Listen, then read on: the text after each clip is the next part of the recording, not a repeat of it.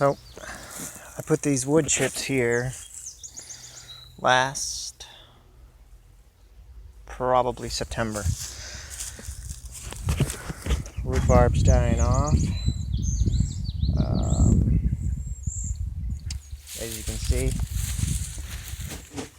I pruned this guy last year and cleared out all the dead branches. This is a hydrangea.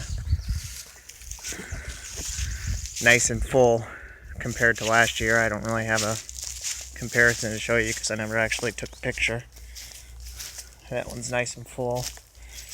This one over here was nearly dead. Barely had anything last year. Had to clear out so much of it. And, you know, as you can see, nice and full again. Growing up nicely. All these little branches that you see in between, that is all new growth. The reason why I bring this up, this is a lilac, nice and green. It actually ended up blooming about, I don't know, a month after. You can see that one up there, just ahead of it. This is one of the bigger ones that I cleared all out. It was all entangled and dying.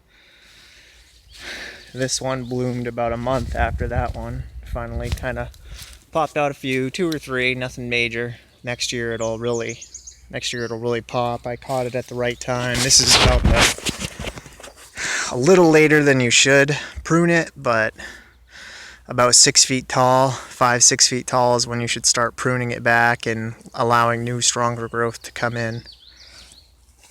Anyway, the point I just wanted to make was why you want either lilacs, but definitely some kind of fruit tree just for, you know, fruit inside your garden. And the reason being is, as you can see here, that's a dandelion right there. Just gonna move that. I think that was a hydrangea coming up. No tilling. Soil's nice and loose. It's a little bit more compact down here. The roots are basically, they stop about here. That's the drip line. That's where they stop. They might go out a little bit further, but I don't have to.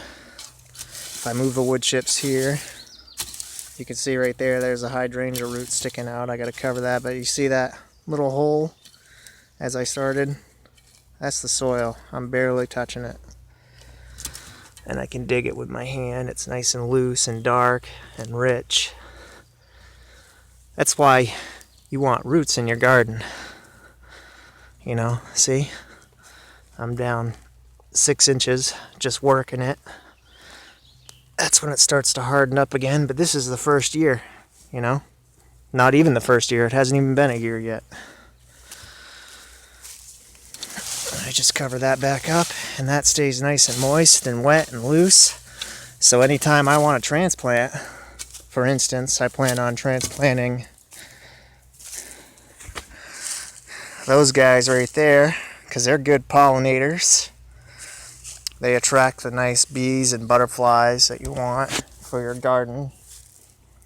I'm going to move them somewhere in here, along with various herbs and stuff that I have left over that I haven't planted yet.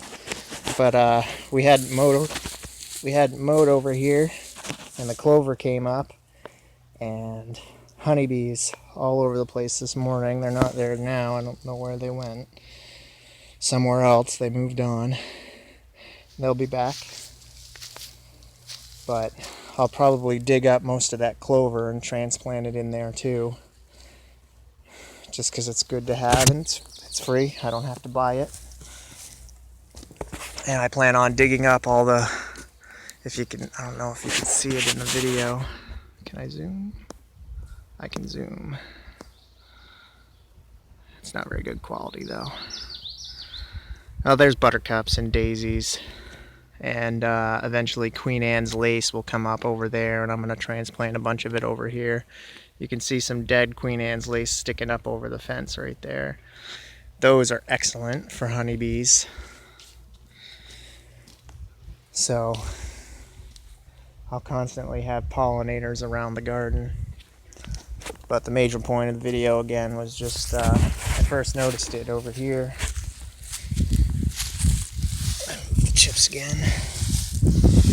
I didn't want to take too much soil out of this area because the roots were exposed. You can see there's a root. Move the wood chips out of the way, and you can see the soil just starts falling inward around the roots. But it's just nice, loose, dark soil. So,